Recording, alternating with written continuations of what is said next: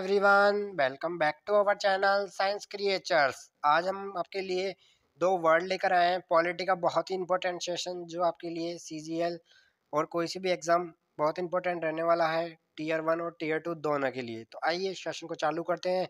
सबसे पहले आप लाइक सब्सक्राइब कर देना। आइए पॉइंट पढ़ते हैं। संघीय सरकार। संघीय सरकार क्या होती है इसके बारे में पढ़ते हैं। एक सरकार जिसमें संविधान द्वारा ही केंद्र सरकार और राज्य सरकार के बीच उसकी शक्तियों का विभाजन किया जाता है और दोनों स्वतंत्र रूप से अधिकार क्षेत्र में स्वतंत्र होते हैं। मतलब क्या होता है कि केंद्र सरकार अपने क्षेत्र में कार्य करेगी, राज्य सरकार अपने क्षेत्र में कार्य करेगी। केंद्र का काम सेंट्रल में होता है, राज्य का काम अपने स्टेट में होता है। तो भारत में कैसी सरकार होती है, जल्दी बताइए। भारत में होती है संघीय सरकार।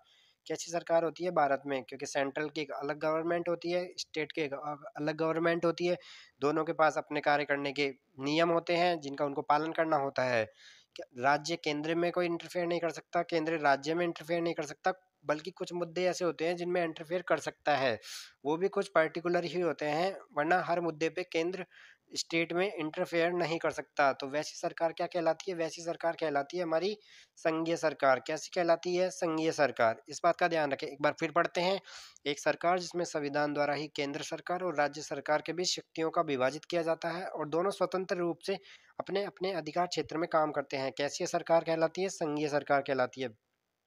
एक आदर्श लोकतंत्र को चलाने के लिए संघीय सरकार का होना बहुत ही जरूरी है। किसका जरूरी है? संघीय सरकार का होना जरूरी है। आगे बढ़ते हैं। आइए अब आ जाती है, अपन ने पढ़ा पहले संघीय सरकार, अब आप पढ़ेंगे एकात्मक सरकार। एकात्मक सरकार के बारे में आइए पढ़ते हैं और चीजों को समझने की कोशिश करते हैं। एक सरकार जिसमें सभी शक्तियां केंद्र सरकार के पास निहित होती है, ओनली केंद्र सरकार के पास ही निहित होती है, सारा काम सेंट्रल का होगा। यदि राज्य सरकार मौजूद है तो वे भी केंद्र सरकार से अपना अधिकार प्राप्त करते हैं। मतलब यदि राज्य सरकार है भी तो उनका महत्व भी कुछ नहीं है, वह भी केंद्र के इशारों पे ही काम करेंगे।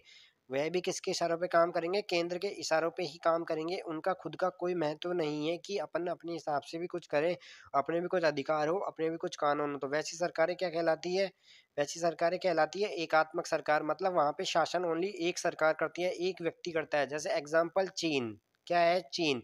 चीन में शासन ओनली एक व्यक्ति करता है, वो भी उसका राष्ट्रपति। वहां पे प्रधानमंत्री मौजूद है, हम नहीं कह रहे वहां प्रधानमंत्री मौजूद नहीं है, वहां पे प्रधानमंत्री मौजूद है, लेकिन शासन ओनली एक आदमी करता है। वह कौन सी सरकार का उदाहरण हो जाता है? वह हो जाता है एकात्मक सरकार का। मतलब एक सरकार जिसमें सभी शक्तियां केंद्र सरकार में निहित होती है। यदि राज्य सरकार मौजूद है तो वे भी केंद्र सरकार से अपने अधिकार प्राप्त करते हैं।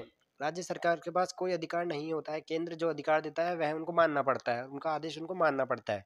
ठीक है, तो दो वर्ड अपन ने पढ़े, संघीय सरकार और एकात्मक सरकार। अब आते हैं बहुत इंपॉर्टेंट सेशन टीयर 2 के जितने भी विद्यार्थी हैं उनके लिए।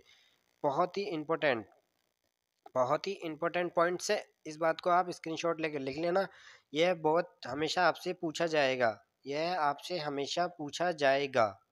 आइए इसको पूरा बड़ा कर देते हैं अपन, जिससे आपको पढ़ने में आसानी होगी। आइए देखो, संघीय विशेषताओं के उदाहरण और एकात्मक विशेषताओं के उदाहरण, यह आपसे डायरेक्ट पूछता है। टीयर 2 के सवाल अगर पूछे जाएंगे तो इसमें से पूछे जाते हैं। ऐसे सवाल आता है, लिखित संविधान निम्नलिखित में से कौन सी विशेषता है? अब आपको बताना है संघीय विशेषता या एकात्मक विशेषता।